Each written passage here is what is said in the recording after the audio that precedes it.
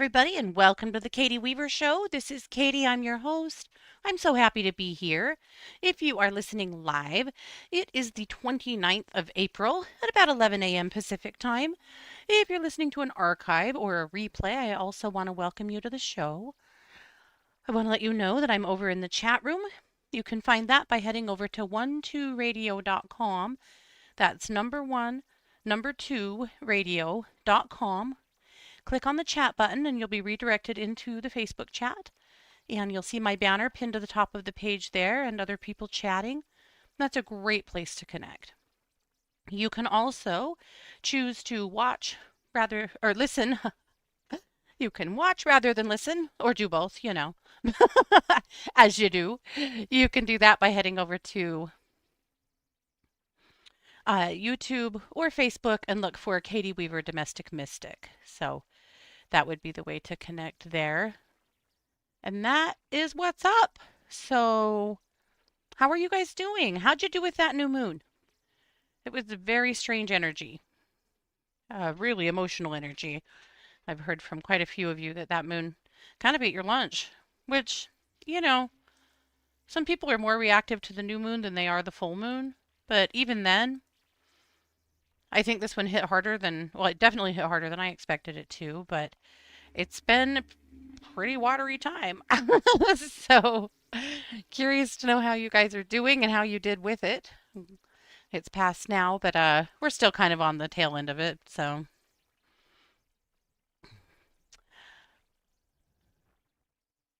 Wanted to show you, Fiona is blowing her coat. Like, when they start blowing their coats, usually it takes like 2 weeks, maybe a little bit more, but their hair kind of starts to come out in a pattern. And with Fiona, it's always her mohawk that she blows first, and then everything else starts to go. But this time, it's everything else, and the mohawk has stayed, and she is killing me. She's so funny. I took that a few days ago. She's a lot more bare now. So, but you can kind of get the gist of it. Her entire head and face is bare. Her sides, she's still got like fringe on the sides, but she's got that big, almost looks like an X on her back, and her whole mohawk is still intact. And she comes in the house and begs for treats and stuff, and she raises it up like when you scratch her or pet her. She's just killing me with hilarity right now. So, poor Fee. I hate to say she's the butt of all the jokes, but a little bit. Is that not funny? She's such a wild, wild girl. I've been very entertained by this, which I know, poor Fee. I don't feel bad just because of, things she does. I hate to say she's brought this on herself, but she did finally quit blowing her coat in the fall. So, I mean, we got to give her some credit, right? She kept blowing it in the fall and then was cold all winter. So this year, I begged her not to, and for some reason she listened, I guess. But she waited clear till spring.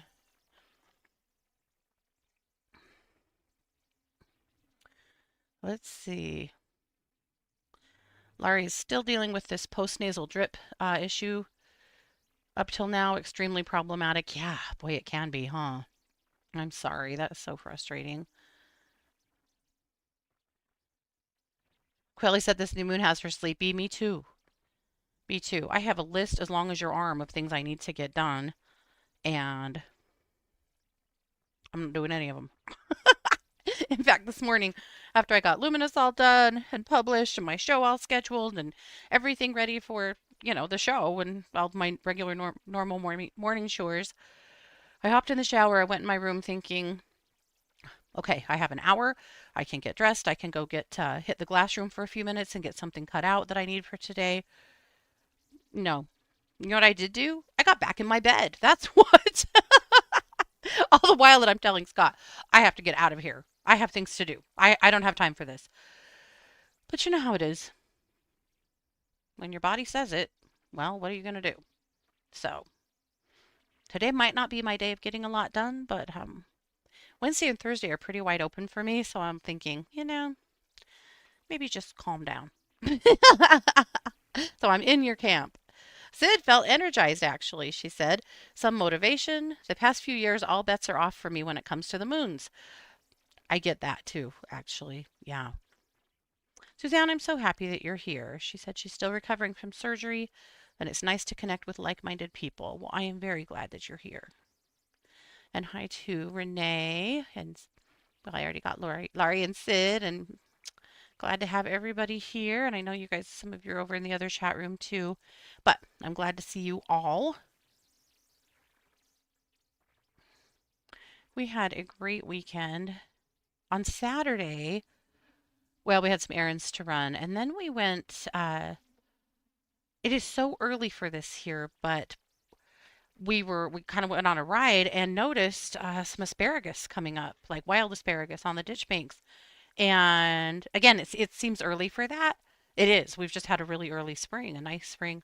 So we started doing some hunting in our regular haunts that we typically hunt around in, and sure enough, we picked enough asparagus for 2 dinners real really quickly. So that's exciting news.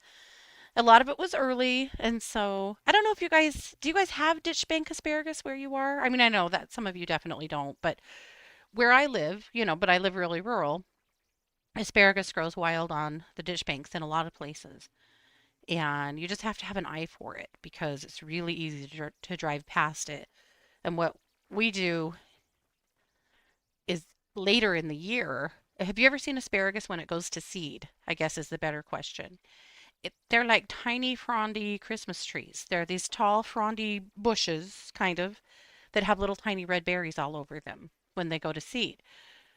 And then they dry and they're still these big bushy things. So if you know what that looks like, then when the season is over, more like July, August, I mean, the season will be over by the first part of June, but once that all goes to seed, if you just drive around and kind of recognize, okay, here's a whole bunch of asparagus gone to seed here and there, and just make a note of it, because it is a little bit hard to see. Also, some people have spots they pick every year, and then it makes sense. So anyway, last year we discovered some spots we'd never picked before that were thick with asparagus seed last fall. So that's where we visited this time, and holy cow, there's a lot of asparagus there. It's early, so a lot of it'll be up later, but I never managed to pick enough to bottle any to pickle it. But this year, I think we will if we just keep our heads down and just go asparagus enough. But I've got a lot of hope for the morels to be up soon too, just because we're having some rainy days. It's nice today, but it was very rainy yesterday. And a rainy day followed by a hot day, and the morels will start hopping out of the ground. So now I'm hoping later this week we can go take a look and get into the morels. So yeah, I love foraging. You know this. And this is the time of year that some of the fun stuff starts to happen. So anyway, that was fun.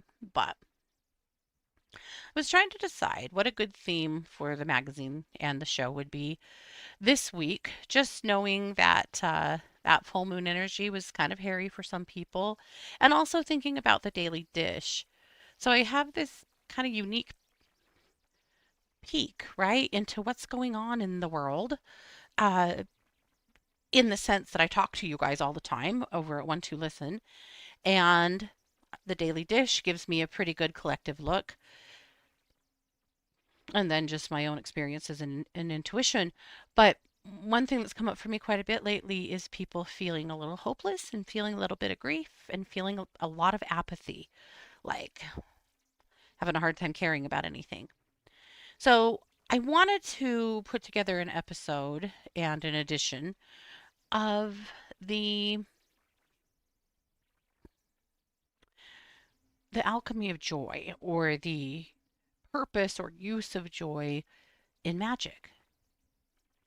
In the new age world, I don't know. I think this has never applied to me, but I've seen, because I'm never very serious, but I've seen a lot of other, people along the way that act like we have to have this very serious demeanor. about our work, and I just don't agree at all because, well, I don't know, maybe I'm just a goofball, but for me, I think that laughter and joy and fun are really potent and powerful ways to create magic and manifestations in your life. And to me, it's the only way to live. So I patterned a show and an episode around that theory that joy is a powerful tool in magic. And I want to talk about that and give you some ideas about how to use that. So, all new art this week. I went with spring flowers because, well, you know, my tulips are up and going crazy, which is fun. We were driving around yesterday and I noticed some houses that had huge beds of daffodils all up and blooming. Again, we are early. So it's kind of wild, and I'm a little afraid for what summer's going to look like. I know the farmers have got to be afraid that they're not going to have enough water this year because they're not. We did not get enough moisture this winter, but it sure makes for a pretty early spring. Sid said you're lucky to be able to harvest from the wild. All we have in abundance here are grass weeds with nasty sharp thistle burrs, sticky seed pods, or tons of live oak pollen tassels. Well, damn it. Yeah, morels. We get morels in the mountains around here. Well, not just the mountains, out in the meadows and stuff too. So, and we do have some favorite places to gather morels. So we'll hit those very soon. Right, fresh picked asparagus is the best. And I have a very specific way that we like to prepare it. I know people like to do various things with it, but for me, well, asparagus is pretty good, cut up in like 2-inch pieces and thrown in a stir fry. But I like to put it on a cookie sheet and drizzle it with a little bit of olive oil and roll it around a little bit so it's, got a little layer on it. And especially the florets, the tips of them, they have to have some olive oil. And then you sprinkle that with lemon pepper, throw it in the oven, uncovered, bake it high at like 400 for, well, it depends on how thick your pieces are, right? But somewhere around 15-20 minutes. You don't want to burn your tips, but you want them to get crispy.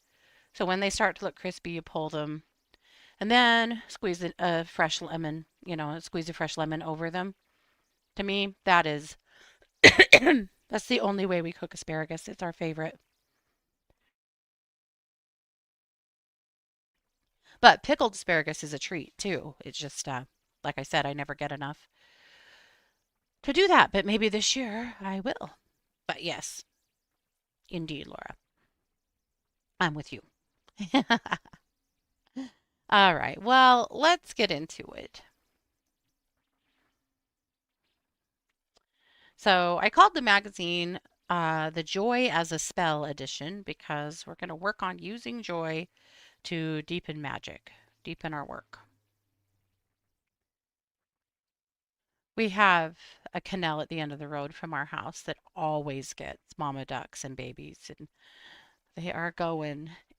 And Mars, so Mars, where she parks to go to school, um, she parks in kind of a little green belty kind of area, and there's tons of geese there. And Mars is terrified of geese.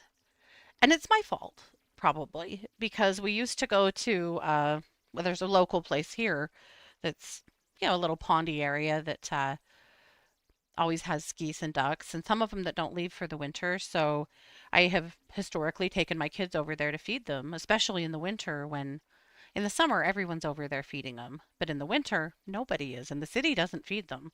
So we used to, in the winter, make it a habit of going over there once a week or so and feeding them to try to be part of the solution. Which I get it. If they weren't getting fed, maybe they would leave for the winter. But some of them were injured and like they weren't probably candidates to leave anyway. So anyway, I used to worry about them a lot and I think the city finally got bullied into starting to feed them in the winter because it just seemed wrong. But anyway, when you'd go feed them in the winter, they were hungry and they were pretty aggressive. And one time Micah convinced Mars, you know, she was probably like, I don't know, 10, to lay down on the ground and let him put bread on top of her. And then the geese and the ducks came and picked it off of her. And it ruined her life. So, so anyway, she's scared to death of geese. And it's wild now because you know how with animals, like if you have a dog or a cat and people come over to your house and they're like, I don't really like dogs, your dog will not leave them alone. They will be stuck to them. They will be hooked at their hip. They are definitely not going to leave them alone, right? And so that's kind of how it is with the geese. So every day when she goes to school, she parks and she has to walk along this path, and there's always geese up and down this path. And she's usually on the phone with me. She calls me on her way to school, and we chat, and she's always got these geese coming at her. And anyway, it's just funny to me, probably not to her, but at any rate, they've all had babies now. And so she's walking the path every day with these mama geese and their little babies trailing behind them. And oh my God, I get to hear them do all their little peeping and stuff through her. But on that note, so I showed you last week our chicks that are hatching, right? So, for lack of better names, Scott just started naming them the kids in our family. So we had Micah and Matt and Mars, and then we had Jack, and then we had Mia and Tanner, then we had Mike, and then we had Brookie. These are all kids in our extended family. Well, we've kind of had to stop giving them their names because, well, little Mars conked out. She seemed to have something wrong with her tummy, and we lost her. So that was a little weird. And then Brookie killed Mike. So that's not good. But I mean, sad that we lost Mike for sure. But Brookie, unfortunately, seems to have broken his neck. They were together in one enclosure, and well, that happened. So we said, okay, we probably needs to stop. Probably need to stop giving them these names because it's getting a little too real. But oh my goodness! But we have hatched several now, and they are so cute. But we've lost two. Yeah, Mars and Mike went to the big chicken coop in the sky. So hopefully we hang on to the rest of them. It doesn't seem like any of the rest of the eggs are candling very well. I'm not sure anybody else is going to hatch. We might be done, which is a pretty poor showing actually, unfortunately, but it is what it is. But yes, this started out cute and fun, naming all the ducks or all the chicks out of the after the kids, and then it got dark. It got real dark. Sid said, I wonder how Micah feels about scarring his sister for life. Yeah, I don't think he cares. He did it too. He did it too. It started with him. And we were also, putting food on our feet and letting him come and eat it off of our shoes, off of our boots and stuff. So it was, yeah, I don't think he feels any guilt whatsoever. Someday, hopefully, she'll decide to love geese again. They can bite super hard, though. Have you ever been bit by a goose? Not good. Anyway, let's get into it. So, joy as a spell, inviting play, laughter, and magic. We've talked a lot about how everyday things could be more magical in your life, could be done with more meaning, could be done with more intention. And I think this episode punctuates that in some ways. It's okay for your work to be solemn. It's okay for it to be serious. It's okay for it to be sacred, reverent, dare I say. But it's also okay for it not to be and be bright and joyful and happy. Years ago, in a meditation group that I was leading, every week the members of the class would come and I'd have a selection of New Age music and some kind of a script that we would meditate to. And it was great. But one week I thought, I want to change it up a little bit. I want to use different music for a while. I want to do something that caters a little bit more to busy brains and to people who sitting still meditation is difficult for, or who maybe this kind of music doesn't do it for them. Because what's the truth? Your brain works differently than anybody else, at least a little bit. We all have a little bit different way of functioning, right? Some people can turn on like death metal and feel energized and inspired and pumped up. Other people listen to that kind of music and they feel completely drained out and not well. It's just how it is. So I chose an assortment of more like rock songs and, some more like older things like Beatles, right? And some like 90s rock kinds of things. But I had a whole playlist of more popular music, not new agey stuff at all. And it was a really interesting effect. Some people loved it and said, "This is how I'm going to meditate at home from now on. This makes more sense to me." I felt more relaxed. I felt more able to get into my own feels than I did, when I listened to classical music.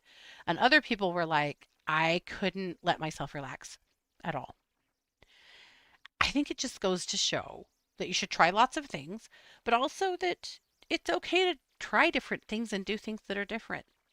Who says that meditation has to be done to a certain kind of music?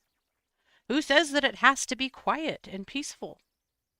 Who says that it has to be a certain kind of performance or genre, right? It's just how people have done it, so we've done it too, because that's kind of how we are.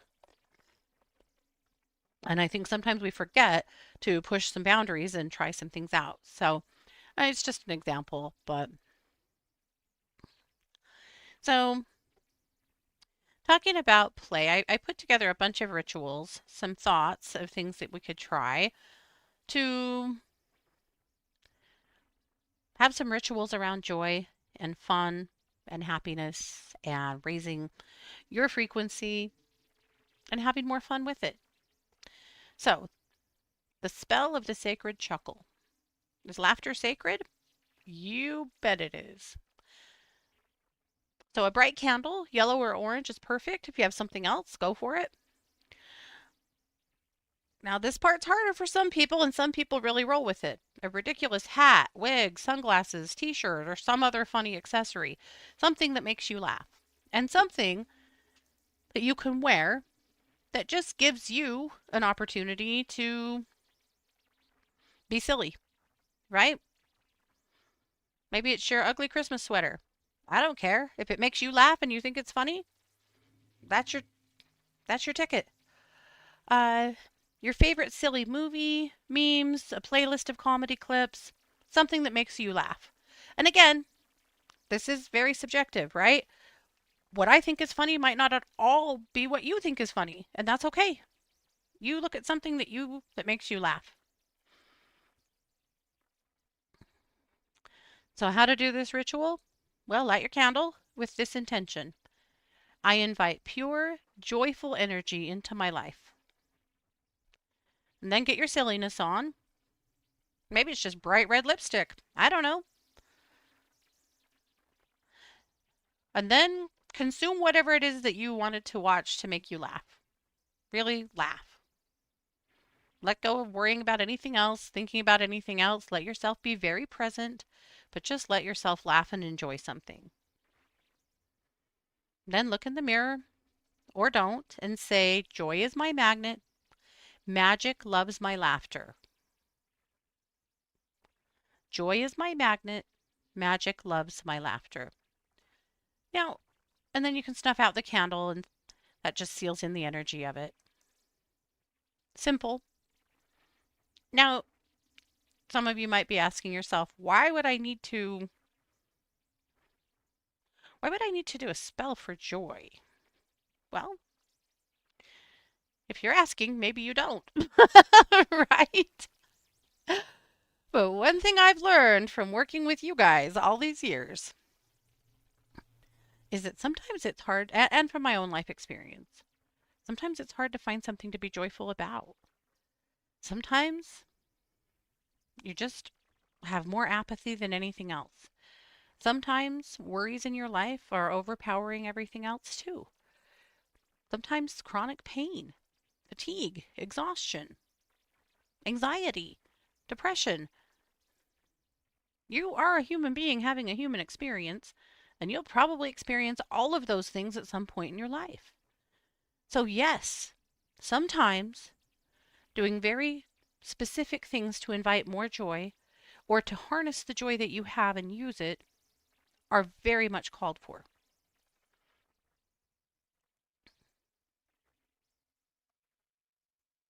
Okay, the joyful noise spell. You need a bell, a chime, a rattle, or even just clapping your hands. This could be something you have, it could be something you make. I don't care. That's up to you. It could be something totally different than what I suggested, too. But make your music loudly. Could be a drum, too. And say, with this sound, I wake the magic. With this joy, I call miracles near. Sound therapy, very powerful. Adding joy, very, very powerful, right? Imagine the sound rippling forward, carrying your joyful energy into the universe. Simple enough. But sound therapy makes a huge difference. And again, including it with the intention of amping up your vibe, of celebrating joy, huge. If you play an instrument, this would be a great way to celebrate that, right? A lot of ways you could do that. Okay, a spoonful of laughter spell. You need a favorite sweet treat, whatever that is for you. Doesn't need to be like a spoonful of something. Honey, chocolate, whipped cream, you know, hot fudge straight from the jar, whatever. Who's judging? I'm not judging. Take your treat and speak aloud. With this sweetness, I invite laughter and delight into my life. Eat it mindfully, letting the flavor remind you that life is allowed to be delicious, and also that you're allowed to enjoy things. We live in a weird society where everyone wants to sell you things, but no one wants you to enjoy anything, right? Women, especially, do you get to eat things and enjoy them? Or is that not what you should be eating? If you think people don't think that way, go look at any comment thread of any recipe on any social media site. And the judgment is deep. And then you might think back to things that were said to you as a kid by well-meaning or not relatives, right? Who decided that maybe you shouldn't get to enjoy eating the ice cream or whatever it is. Fuck that. You do get to enjoy things in this life. There's nothing wrong with enjoying wonderful things or letting yourself have wonderful things. I really like this spell in that it gives you an opportunity to savor something that you love and celebrate it and celebrate the joy around it and give the finger to any amount of shame that anybody would have you feel for having the nerve to like something. I know, there's a soapbox for you. As you wrap that up, just smile and visualize your energy field shimmering in gold and pink light. All right. The bubble joy spell. When was the last time you played with bubbles? Right, Tara? To hell with it. Absolutely. We're not having it. I love this one. And if you don't have kids or little ones at home, you may not have had bubbles in a long time. Unless you blow bubbles for your pets. Some people do that. I don't. I don't know. I think you can get non-toxic ones and all, but I don't know. Mostly like having soap bubbles all over my house doesn't really appeal. But I see people, blowing bubbles for their cats and stuff and whatever, no judgment. But for this one, you'll need a bottle of bubbles for yourself. And you know what's fun about bubbles these days? There's a lot of different kinds. There's a lot of different shapes of the little blowers and applicators. There's different scents of bubbles. There's all kinds of, you can switch it up however you want, or you can just go buy a bottle from the dollar store. I don't care what you do. That's up to you. But take your bubbles, go outside or open up a window or blow them all over your couch, whatever. You do you. It's your couch. I don't care. And Tara said she blows bubbles for her. Good for you. I love it. Blow your bubbles with the intention that each one carries your stress away and calls in laughter and lightness. So blow your bubbles, and as they're floating, say, I float free, I rise in joy, I dance with magic. Let yourself have fun. It's part of the spell. I love it. Go twirl in the yard with that bubble wand like you did when you were 5, and ran as fast as you could in a circle to make bubbles. I mean, good luck. Don't send yourself to the nursing home, but have fun. Do something magical. When you were a child, bubbles were magical, right? So magical. Or get real crazy and get a little bubble gun so that you can really blow the bubbles. You decide. But enjoy the magic of it and the fun of it and the whimsy of it and just the sheer enjoyment of having some fun.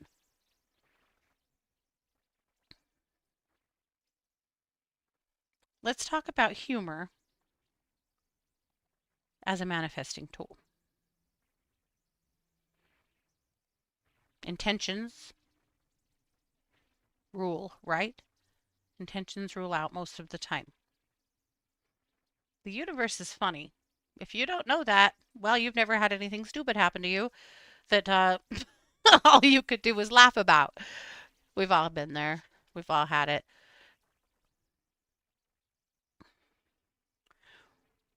You're better off if you can laugh at yourself here and there and not take yourself too seriously. We know this. Sometimes you can't. Sometimes you're just too mad.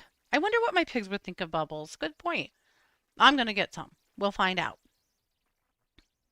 I wonder if Nellie, I think Nellie, our little basset hound, would go bananas for bubbles. We're going to find out. Okay. Now, if the bubbles are food scented, the pigs will go crazy for them, like the cotton candy scented ones. Their sniffers are next level, man. All right.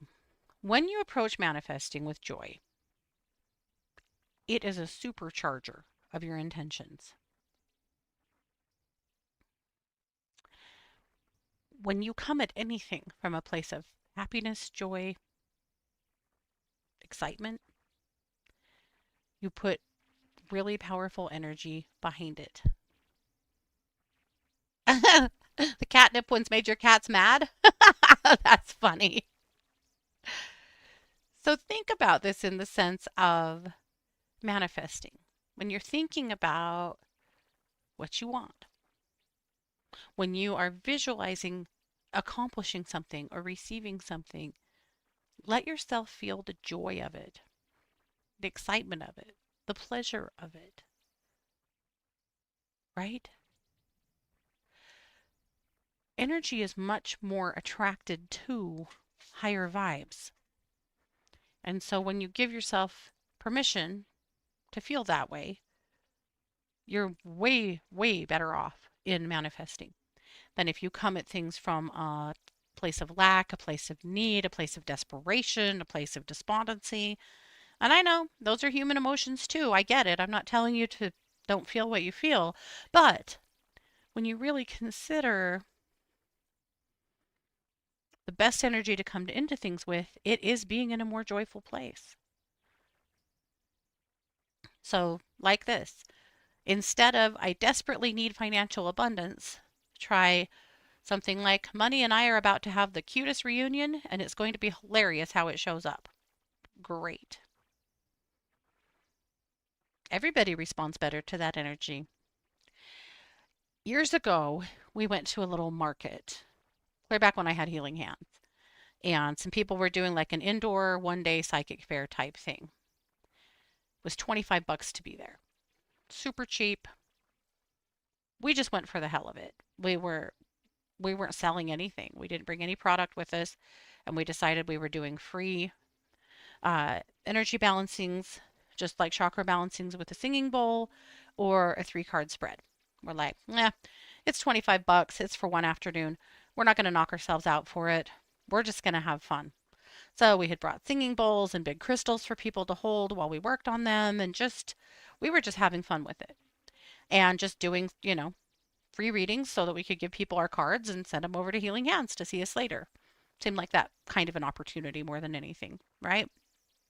Well, after we were all set up, and again, we hauled in a bunch of big crystals that we weren't selling, we were just, demonstrating with and letting people play with, and some big fancy singing bowls, and we just set our booth up pretty magically, but again, we didn't put in a ton of effort. We were really just here to see our friends and have fun. Well, a booth set up directly across from us. That were some folks in town that I knew of them. I didn't know them personally, but they were with, I wouldn't say a rival company because I think in the New Age world, having rivals is damaging. Competition is not a great energy to work in. So I try to avoid that at all costs. And, you know, sometimes your ego gets involved though, so I get it. But, I'm trying not to have that kind of space, especially at this event. Like, there was no point in that. And they showed up in a storm cloud.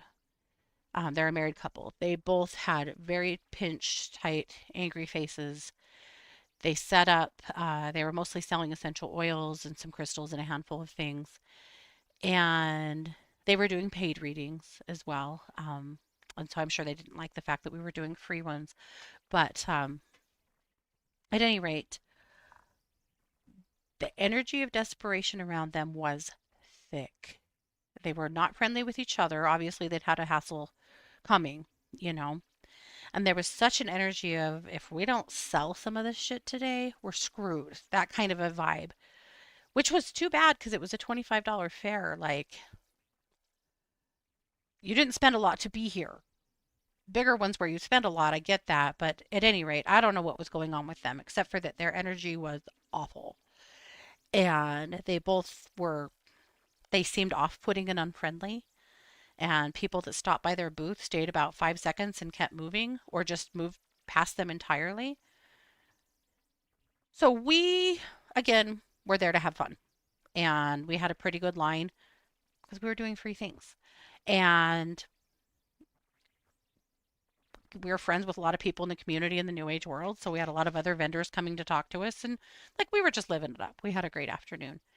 But every time I'd glance over at them, one of them would catch my eye with a glare while they stood there just livid. I wasn't sure. Were they mad at us? Were they mad at each other? Were they mad at the universe? I don't know. They were selling a high end, or I don't even want to say high end. They were selling expensive oils. They were selling Young Living. And so, they had like a bottle of lavender oil for $45, that kind of thing. And people weren't buying it because it's just really expensive. But at any rate, by the end of that day, we didn't make any money. We lost money to be there, but we had fun. It was a fun afternoon. We had a blast. I didn't see them sell a single thing, and they just got more and more angry. They left early. They packed up and left and stormed out of there so upset. And again, I couldn't decide if they were mad at us or if they showed up mad, so maybe not. But the energy they came in with and the energy they stormed out with, nobody was going to their booth. Now, I'm not saying I'm perfect at all. I sometimes fairs like that and the energy of them is very hard, especially if you're a little bit more introverted. Some people, it's very hard to do. But it was a great example of how joyful vibes attract joy. They attract fun. They attract people who are interested in what you're doing because they like that energy. They're comfortable in it versus a lower vibrating vibe that you have to negotiate with. Who wants to manifest in that? Okay. But what if you're struggling? What if You're very sick, or you aren't paying rent currently, because you can't. What if that's where things are? And here's this bitch telling you you got to get into a joyful place to manifest because otherwise you're not going to be successful. That seems cruel. That seems super unfair. It is. But what if I just challenge you to find some ways, at least for a few minutes, while you do some manifesting work, to embrace some joy? What if you watch something that you find hilarious? What if you go out and blow those bubbles? Or go to the park and sit amongst happy children and barking dogs and blooming flowers and, the joy of being outside? What if you go sit by a local pond and watch those mama ducks and babies or whatever it is for you? What if all I'm challenging you to do is to find a way to set that aside for a few minutes? What if the joy is just feeling some sunlight on your face, right? Or eating that spoonful of whipped cream or honey or chocolate or whatever? What if it's just for a minute? I'm not saying you have to change who you are forever. I'm not saying that you don't get to feel what you feel. I don't believe in that at all. But I do believe in playing with your vibe and shifting it as you can. That's where I am with that. So when life starts feeling a little too heavy, just remember joy is a pathway to magic. It's a way to make things happen. And sometimes it's true. Life doesn't deal us a hand of joy. You have to go out and find it. But it grows wild, guys. It's out there. So don't take life too seriously as much as you can. Okay. Kelly, in her Refeminist History blog this week and podcast, she is talking about The Librarian and the Astrophysicist Part 2. So this started last week talking about Bella de Costa Green. And this week she's talking about Dr. Maslan Othman, sorry. She was a pioneering Malaysian astrophysicist. And it's awesome. She's got a lot of cool stuff going on here. Her podcast is so funny and her blogs are beautifully written. And I love what she's doing. She's writing about and podcasting about women in history that the textbooks forgot. Because there's a whole lot of amazing women in history who haven't ever gotten the credit that they deserve for the things that they've done. And in fact, a lot of times men have gotten credit for the things that they have done. So, Kelly, thank you for being a historian and a researcher, for digging up these stories and bringing them to us. They're so important, and I want to hear them. I love it.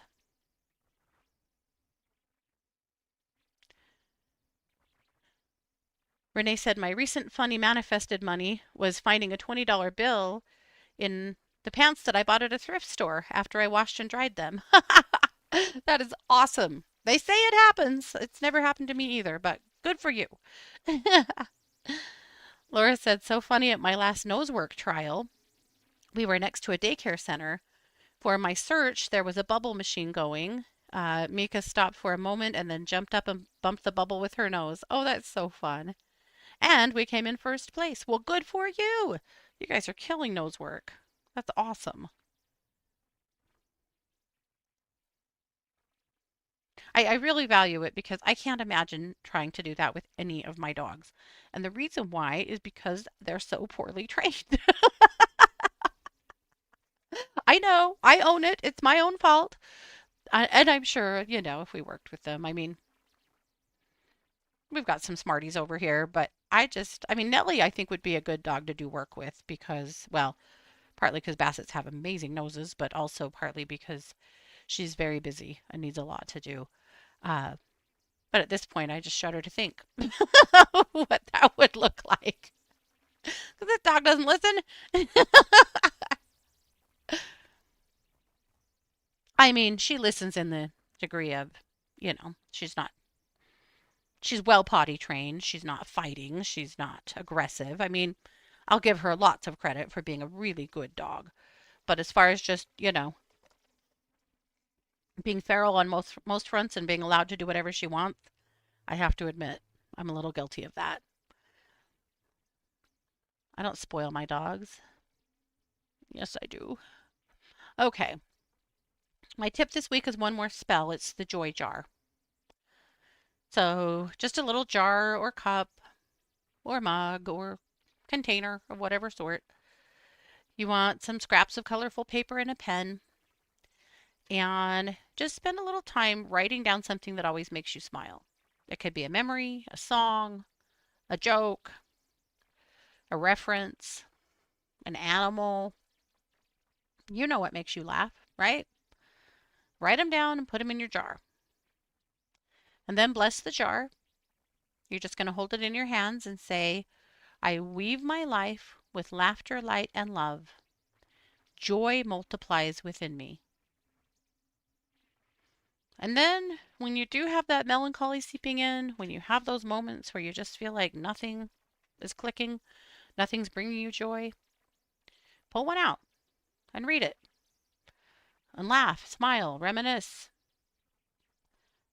Be reminded of something that makes you happy, even if it's just for a minute. As a bonus, if you want to, add new joyful moments as they happen to keep the magic growing, right? That's a good way to go. Kind of a different spin on the worry jar, you know? With the worry jar, you write your worries down or the things that are bringing you anxiety right now. You put them in the jar. When it's full, you burn them all. That's just, a way for you to process through your feelings and continue to clear that out. But with the joy jar, you write down the happy things and you rely on them. Kind of love that.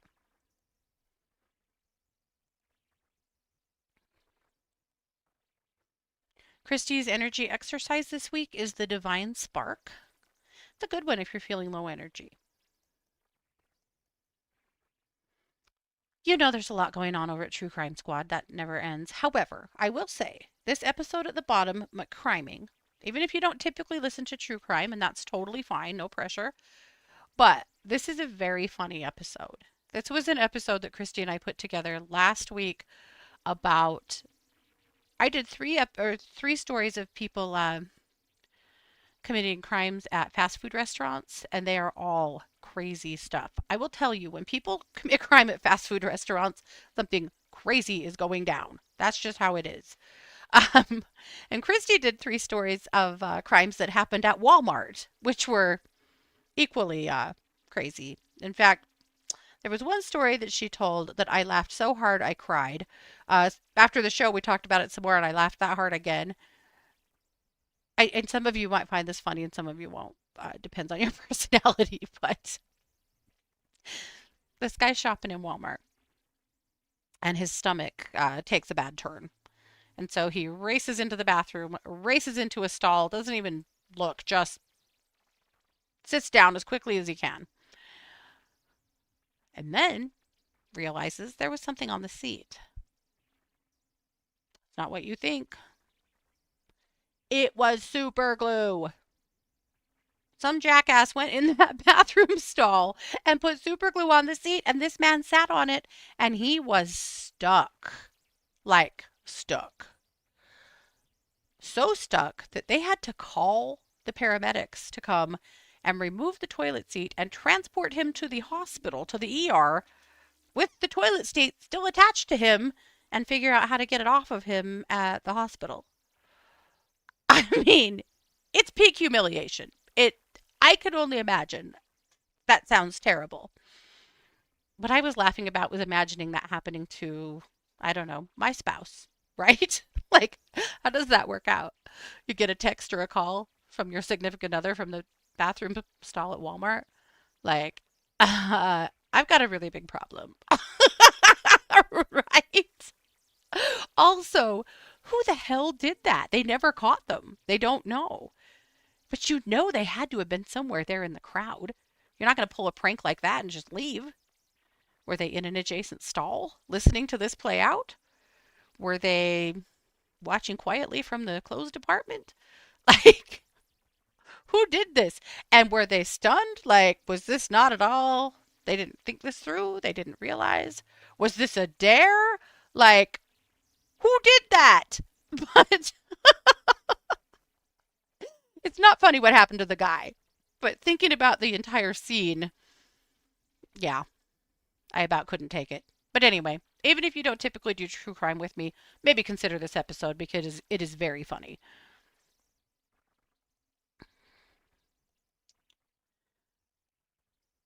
Lots of new meditations over at Planet Medit, or what, not new, but lots of meditations over at Planet Meditation for your relaxation needs. And that's it. That is Luminous for the week. So I hope that you found some gems, some things to give you something to think about. And if you need some joy, you need to build up that quotient in your life. I hope I gave you some tools to do so. It's okay to start at ground zero, you know? Sometimes that's just where you're at. Hey, Trish. Good to see you, darling. I know. Me and Trish have similar humor, so.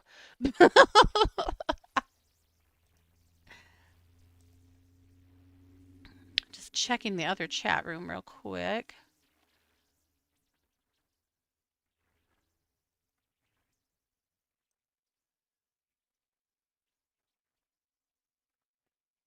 Hey, Anne, welcome and thank you. Thank you, Chris.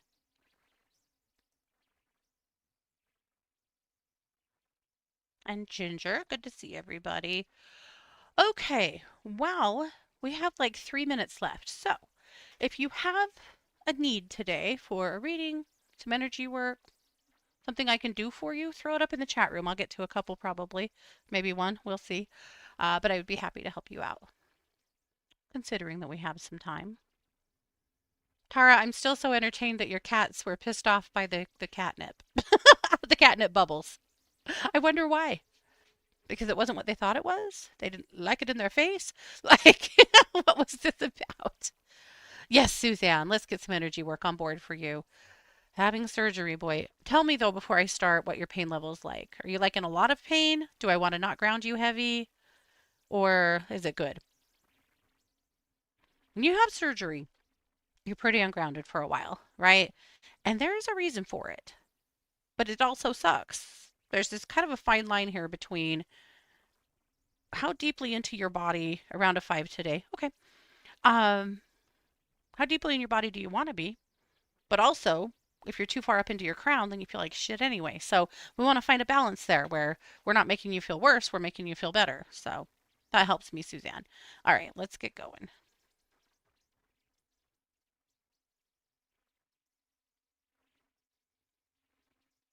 So lightly grounding. We're not going to get crazy.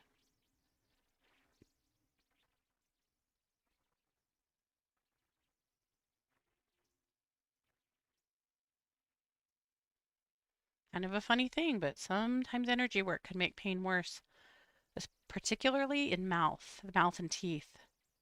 You can take a little toothache to a big toothache by pouring energy into it that has nowhere to go.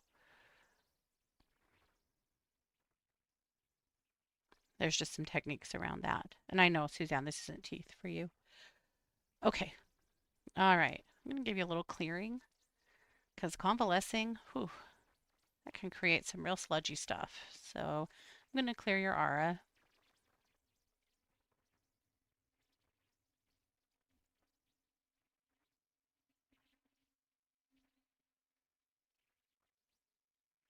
Good, good, good.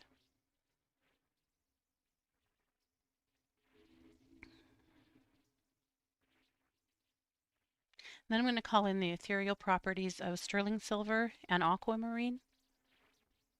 I'm just going to create a big sphere and just put that around you so that that'll just continue to help cool inflammation,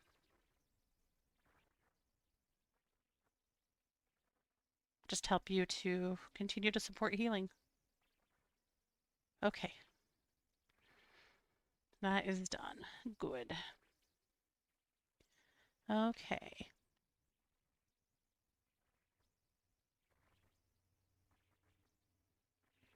Okay. Redden, I would love to pull you a card. Let's do that.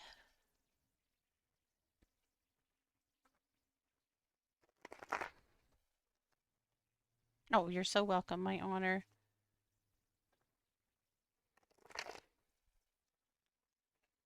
Thank you, Renee. Thanks for being here.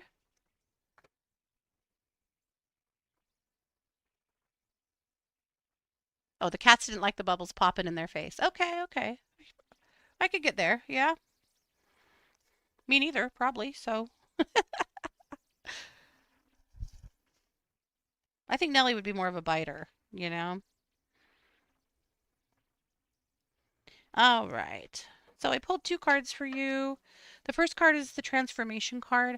This is an awesome card when it's time to change. But changing can be a little scary, right? And sometimes change was imposed by you, and sometimes it's imposed by the universe or outside forces that you really don't have much of a say in. And I feel like maybe you're facing some transformation right now, and it's making you feel pretty unsettled and ungrounded. Uh, but I pulled a secondary card because I wanted a little bit more information, and that card was the celebration card, which tells me that whatever the transition is that you're looking at right now, it's going to end up okay. I suspect it's a little scary in the interim, though. So be sure that you keep really good care of your root chakra. Get outside, ground yourself, right?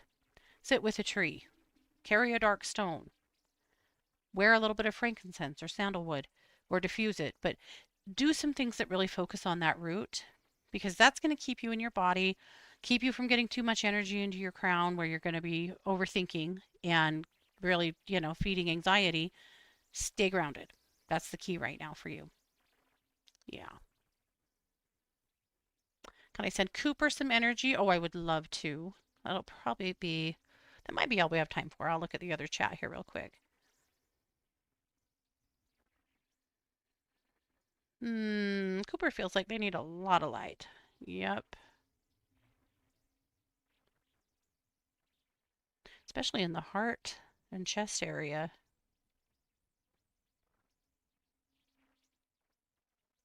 and throat.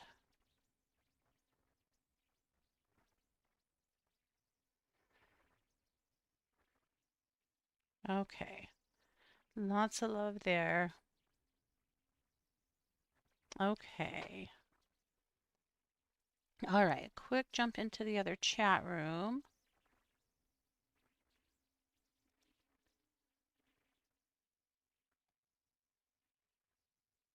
Good. Okay. Perfect. So I did want to remind you that I am a professional psychic advisor over at 12listen.com, and you can find me over there every day. And of course, that's number one, number two, listen.com. And I am signed in over there 365. If you get over there and I'm not there, all you have to do is do a callback request, and then I'll get a text that lets me know that somebody's waiting for me, and I will do what I can to get signed back in so that I can connect with you as soon as I can. I'm putting a link in both chat rooms. This is a constant contact link that you can use to subscribe if you would like to receive Luminous in the Daily Dish. The Daily Dish, of course, is a reading that I send out every day, every morning, and then Luminous goes out once a week on Tuesday mornings. That's my magazine. So just a little daily and weekly inspiration from me if you want it. If not, I also post it over on Instagram and Facebook every day. So you don't necessarily have to subscribe to for an email to be able to see those every day. But that is a part of my work. So thank you guys for being here. Have an awesome week. Get yourselves outside. Do something fun. Eat something because you, by God, want to. And take good care of yourselves, please. You so deserve that. Thanks for being here, guys. This is yet another episode of The Katie Weaver Show here on 12 Radio, where we're changing the way you listen to the world.